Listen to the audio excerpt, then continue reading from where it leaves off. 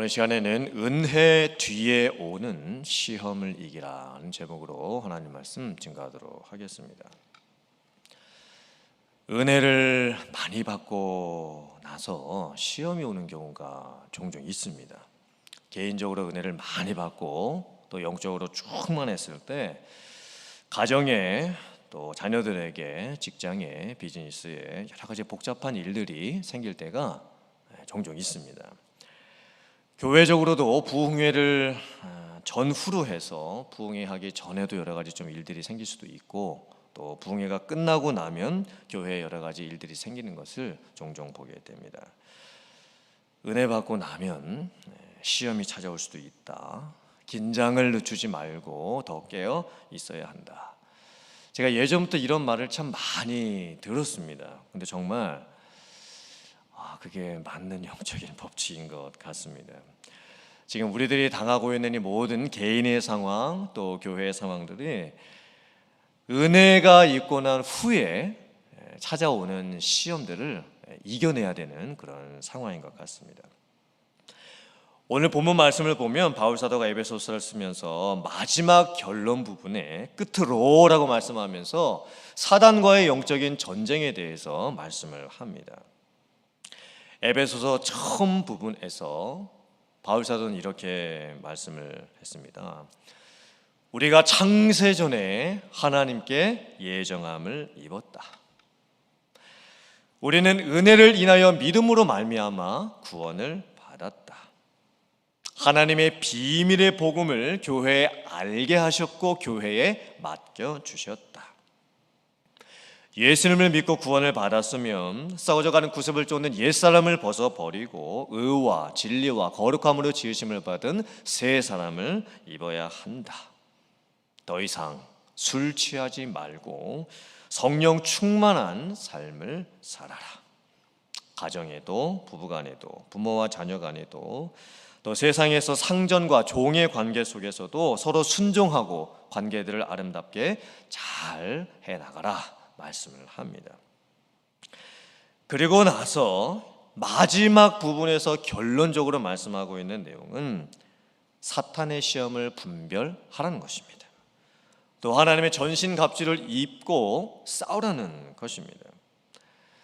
영적인 부분에서나 우리의 일상적인 삶의 부분에서나 우리가 살아가는 모든 영역에서 문제의 진짜 원인이 어디에 있는지를 살피고 우리를 유혹하고 시험하고 넘어뜨리려고 하는 그 사단의 배후 정체를 잘 제대로 볼 수 있어야 하고 그에 합당한 싸움을 싸워야 된다라고 말씀을 하고 있습니다.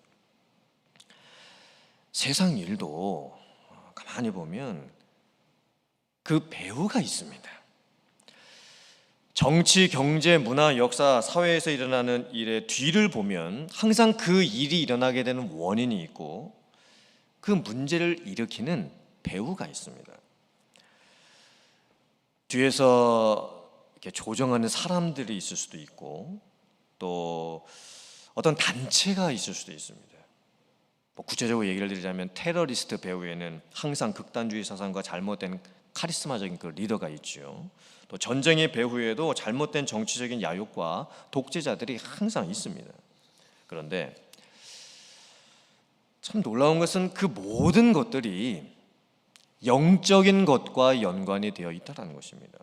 그래서 정말 우리가 살펴야 될 배후는 사람이 아닙니다. 어떤 단체도 아닙니다. 눈에 보이는 사람도 아니고 사람들이 모여있는 단체도 아닙니다. 세상의 법도 아니고 어떤 정책들도 아닙니다. 오늘 에베소서에서 말씀하죠. 통치자들, 권세자들, 이 어둠의 세상 주관자들, 하늘에 있는 악의 영들을 우리가 상대해야만 한다. 다 영적인 존재들입니다. 이 세상을 누가 다스리고 있는가? 세상의 권력가들이 아닙니다. 정치인들이 아닙니다. 통치자들, 권세자들이라는 것은 악의 영들을 뜻하는 것입니다. 그들이 지금 세상을 다스리고 있습니다. 또 사람에게 권세를 주는 것도 물론 하나님의 권세를 주시지만 사람이 어떤 악의 권세를 취하게 되는 경우가 있는데 그 배후에는 악의 영들이 있다는 것입니다. 죄와 어둠으로 세상을 주관하는 세력들, 우리의 눈에는 안 보입니다. 그리고 쉽게 분별하기도 어렵습니다. 그런데 내 개인에 일어나는 일들, 교회에 일어나는 일들, 세상에 일어나는 모든 일들 배후에 영적인 세력들이 있다는 것입니다. 사단과 그 밑에서 활동하는 악한 영들이 분명하게 있다고 말씀을 하고 있습니다. 사단은 간계를 가지고 있지요. 간사한 계략을 가지고 있습니다. 사단은 고발을 합니다. 고소를 합니다. 또한 사단은 시험을 하고 유혹을 합니다. 우리의 약점 또한 너무 잘 알고 있습니다. 어디를 공격해서 어디를 건드리면 우리가 미혹되고 넘어질 것을 너무나 잘 간파를 하고 있습니다. 사단이 불화살을 쏜다고 말씀을 하고 있지요. 고대 사회에서 화살은 치명적인 공격무기였습니다. 더욱이 화살촉에 기름을 묻혀서 쏘는 그 불화살은 전쟁의 초기 단계에 있어서 상대방의 그 방어 체계를 무너뜨리는 가장 강력한 무기 중에 하나였습니다. 그런데 사단이 우리에게 불화살을 쏜다고 말씀을 합니다. 우리의 믿음을 넘어뜨리기 위해서 가장 강력한 치명적인 영적인 무기를 사단이 지금 사용을 하고 있습니다. 그때 우리는 하나님의 전신갑주를 입고 사단의 어떠한 간계를 대적할 수 있어야 됩니다. 어떠한 시험과 유혹을 우리에게 한다고 해도 그것을 막아낼 수 있는 영적인 힘이 우리에게 있어야 되는 것입니다. 우리가 살아가는 가정이든 직장이든 비즈니스든 교회이든 세상이든 모든 영역에 있어서 우리는 분별할 줄 알아야 됩니다. 그리고 과연 이 시험이 누구로부터 오는 것인가? 과연 이 시험이 무엇 때문에 오는 것인가? 왜 이런 일이 발생을 하고 있는 것인가? 우리는 분별할 수 있어야 됩니다. 성경에 나오는 시험은 두 종류입니다. 먼저 고린도후서 13장 5절 말씀을 같이 봉독해 보겠습니다. 시작. 너희는 믿음의 안에 있는가? 너희 자신을 시험하고 너희 자신을 확증하라. 예수 그리스도께서 너희 안에 계신 줄을 너희가 스스로 알지 못하느냐? 그렇지 않으면 너희는 버림받은 자니라. 이 성경 말씀에 등장하는 시험이라고 하는 단어는 헬라어로 도키마스입니다. 이 뜻은 검증해보다, 확인해보다 라는 뜻입니다. 진짜인지 가짜인지를 구별해 보는 의미입니다. 이 시험의 의미는 테스트입니다. 그래서 하나님께서도 우리들을 시험하실 때가 있습니다. 하지만 하나님이 우리를 시험하시는 목적은 검증입니다. 확인입니다. 우리를 넘어뜨리려 하심이 아니고 도리어 우리를 연단하셔서 살리시기 위함입니다. 또 우리 각자가 내 믿음을 시험해 볼 수 있어야 됩니다. 정말 내 믿음이 진짜인지, 정말 내 믿음이 제대로 서 있는 믿음인지 내가 내 자신을 돌아보면서 확인을 해야 될 때가 있습니다. 그리고 내 자신을 바로 세워야 되겠지요. 두 번째 시험이 있습니다. 고린도전서 10장 13절 말씀입니다. 같이 봉독해 보겠습니다. 시작. 사람이 감당할 시험 밖에는 너희가 당한 것이 없나니 오직 하나님은 미쁘사 너희가 감당하지 못할 시험 당함을 허락하지 아니하시고 시험 당할 즈음에 또한 피할 길을 내사 너희로 능히 감당하게 하시느니라. 아멘. 이 성경 구절에 나오는 그 시험이라고 하는 헬라어 단어는 다릅니다. 페이라조라고 하는 단어입니다. 이 뜻은 유혹하다, 실망하게 하다, 넘어뜨리다 라는 뜻을 가지고 있습니다. 이 두 번째 시험은 사단이 하는 시험입니다. 사단이 하는 시험의 목적은 성도들의 믿음을 약화시키고 넘어뜨리기 위함이죠.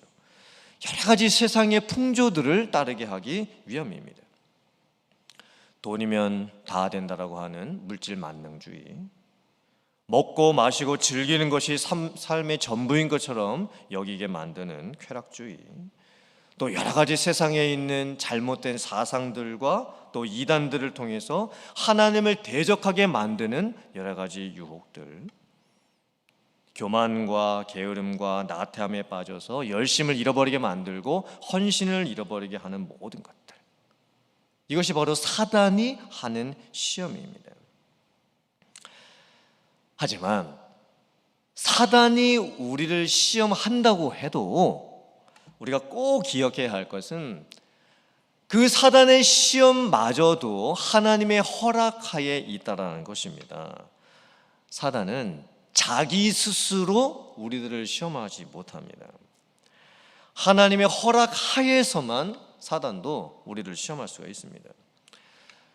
사단이 욥을 시험할 때에 하나님의 허락이 있어야만 됐었습니다.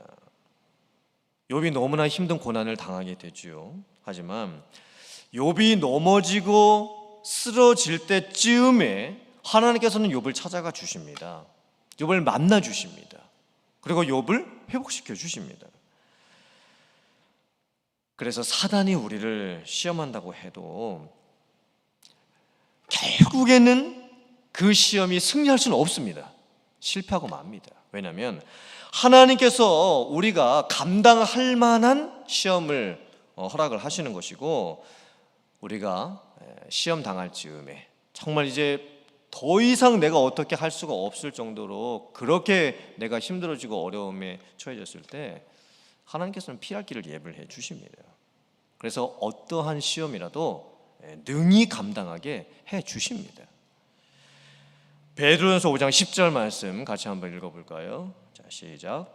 모든 은혜의 하나님 곧 그리스도 안에서 너희를 부르사 자기의 영원한 영광에 들어가게 하신 이가 잠깐 고난을 당한 너희를 친히 온전하게 하시며 굳건하게 하시며 강하게 하시며 터를 견고하게 하시리라. 아멘이십니까? 아멘. 은혜를 받은 자들도 고난을 당합니다. 아니, 오히려 은혜를 받고 하나님의 뜻을 깨닫고 회개를 경험한 자가 고난을 당할 수밖에 없습니다. 내가 세상에 속하였으면 세상에서 내가 하고 싶은 대로 살기 때문에 오히려 고난이 없습니다. 고난을 당하지 않습니다. 그런데 우리가 은혜를 받게 되면, 그리고 더 많은 은혜를 받으면 받을수록 우리는 세상을 거슬러서 살아가게 됩니다. 죄를 거슬러서 살아가게 됩니다. 하나님의 뜻을 찾을 수밖에 없습니다. 하나님의 뜻을 구하면서 말씀과 기도에 힘쓰면서 살아가게 됩니다. 그때 사단이 우리를 그냥 놔두지를 않지요. 사단은 결단코 잠자는 자들을 건드리지 않습니다. 잠자는 자들을 찾아가서 시험하지 않습니다. 은혜 받은 자들을 찾아가고 어떻게든 하나님의 뜻대로 살려고 하는 자들을 찾아갑니다. 마치 우는 사자가 삼킬자를 찾으며 두루 다니는 것처럼 그렇게 은혜 받은 자들을 찾아다닙니다. 그때 믿는 성도가, 은혜 받은 성도들이, 하나님의 뜻을 찾는 성도들이, 기도하는 성도들이 고난을 당하게 되죠. 그런데 그 고난은 잠시 당하는 고난입니다. 그 고난이 영원하지가 않습니다. 하나님께서 우리를 그 고난에 버려두시지도 않습니다. 반드시 하나님의 때가 되면 우리를 온전하게 해주시고 굳건하게 해주시고 강하게 해주시고 견고하게 해주십니다. 제가 예전 교회에서 제자반을 했던 한 형제님이 계셨는데, 그 형제님에게서 카톡 하나를 받았습니다. 그 내용을 제가 소개를 해드리겠습니다. 좋은 소식이 있어서 여러분들과 나누고자 이렇게 알려드립니다. 저희 어머니가 3년 전에 자궁 경부암 3기 말이라는 진단을 받았습니다. 나이도 많으시고 암이 하체 쪽에 퍼져서 수술도 할 수 없고 방사선 치료만 할 수 있다고 했습니다. 방사선 치료는 별로 효과가 없었는지 2년 전에는 암이 왼쪽 가슴에 전이 됐다는 의사 말도 들었습니다. 2년 전부터는 방사선 치료는 끝나고 이뮤노테라피라는 주사약을 3주마다 IV로 집어넣는 치료를 받고 있었습니다. 그런데 제가 이번 화요일에 저희 어머니 암 전문 의사를 만나고 왔습니다. 의사 선생님 이야기가 저희 어머니의 암세포가 완전히 없어져서 더 이상 보이지가 않는다고 합니다. 자궁 쪽도 가슴 쪽도 암세포가 없어졌다고 합니다. 의사가 이렇게 암이 없어지는 경우는 5% 정도밖에 안 되고 저희 엄마같이 고령인 경우는 더 희박하다고 하면서 너희 엄마는 very lucky라고 하네요. 저는 하나님의 능력과 기도의 힘 말고는 다른 설명이 안 된다고 생각합니다. 저희 부모님이 이번에 하나님이 보여주신 은혜로 정말 하나님을 진짜 제대로 믿는 분들이 되시고, 어머니가 3년에 걸친 암 치료로 인해 잘 걷지도 못하시고 기력이 없으신데 빨리 기력을 회복하셔서 교회에 가실 수 있게 기도 부탁을 드립니다. 제가 이 카톡을 받고 얼마나 기쁘고 얼마나 감사했는지 모릅니다. 그래서 제가 송가영 집사님에게도 보내드리고 이은수 권사님에게도 이제 같이 보내드렸어요. 사실 이은수 권사님 전화 받고 저도 참 마음이 힘들어하고 있었는데 또 한편에서도 이 카톡이 이제 저에게 온 거예요. 하나님께서 저에게 많은 은혜를 주셨죠. 그리고 그 은혜를 같이 나누게 되었습니다. 우리가 시험을 당할 때 그 시험을 분별하고 이겨내는 아주 중요한 영적인 원리가 있습니다. 그게 무엇이냐? 누구에게 끌려가고 있느냐, 이겁니다. 과연 내가 누구에게 끌리고 있느냐. 자, 먼저 야고보서 1장 13절부터 14절 말씀 같이 봉독해 보겠습니다. 시작. 사람이 시험을 받을 때에 내가 하나님께 시험을 받는다 하지 말지니 하나님은 악에게 시험을 받지도 아니하시고 친히 아무도 시험하지 아니하시느니라. 오직 각 사람이 시험을 받는 것은 자기 욕심에 끌려 미혹됨이니. 우리에게 고난이 찾아오고 어려움이 찾아올 때 우리는 쉽게 이렇게 생각을 합니다. 하나님이 나에게 왜 이러실까? 하나님이 도대체 나에게 왜 이런 일을 허락하신 걸까? 그리고 생각이 많아지게 됩니다. 또 마음도 복잡해지게 되죠. 그리고 하나님이 나를 시험하신다라고 생각을 하게 됩니다. 아닙니다. 그렇지 않습니다. 하나님께서는 우리를 넘어뜨리기 위한 간계와 유혹의 시험을 절대 허락하지를 않으십니다. 그 중요한 단어가 있었죠. 뭐에 이끌려? 자기 욕심에 이끌려. 우리가 당하는 대부분의 시험은 누구로부터 시작이 되는가? 납니다. 나에게서부터 시험이 시작되는 거예요. 가만히 그 시험의 가장 근본 원인을 살펴보면 납니다. 나의 욕심에서부터 시작이 된 겁니다. 그리고 시험을 당하는 과정 중에서도 나의 욕심에 계속 끌려갑니다. 사실 내가 잘못해서 시험을 당하고 그 시험을 당하면서도 계속 내 욕심에 끌려가게 되고 결국에는 하나님이 기뻐하시지 않는 쪽에 결론이 날 때가 참 많죠. 그런데 이 말씀을 잘 보세요. 마태복음 4장 1절 2절 말씀입니다. 같이 봉독합니다. 시작. 그때에 예수께서 성령에게 이끌리어 마귀에게 시험을 받으러 광야로 가사 40일을 밤낮으로 금식하신 후에 줄이신지라. 예수님께서 마귀에게 시험을 받으러 광야에 가셨을 때 아주 중요한 차이가 있었습니다. 누구에게 이끌려요? 성령에게 이끌리요. 예수님은 분명히 마귀에게 시험을 받으셨습니다. 시험의 주체는 마귀였습니다. 하지만 성령에게 이끌려서 마귀에게 시험을 받으러 가십니다. 심지어 광야로 가셨습니다. 40일을 밤낮으로 줄이시면서 금식하시게 되셨습니다. 시험을 당했던 장소도 광야였고 또 그 시험이 쉽지가 않았습니다. 40일을 금식을 하고 그 이후에 이제 3가지의 시험이 몰려옵니다.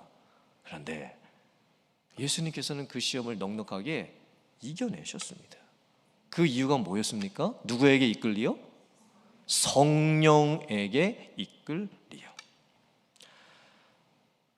우리도 성령에 이끌려서 우리가 어떤 시험을 받는다라고 한다면 그 시험이 어떤 시험일지라도 능히 이겨낼 수 있습니다. 자기 욕심에 이끌려서 시험을 당하고 있으면 그 시험을 이겨내기가 너무 어렵습니다. 주변 사람들이 아무리 도와줘도 참 그 시험을 이겨내기가 어렵습니다. 주변에 있는 사람들도 정말 그냥 안타까움만 많이 느끼게 되죠.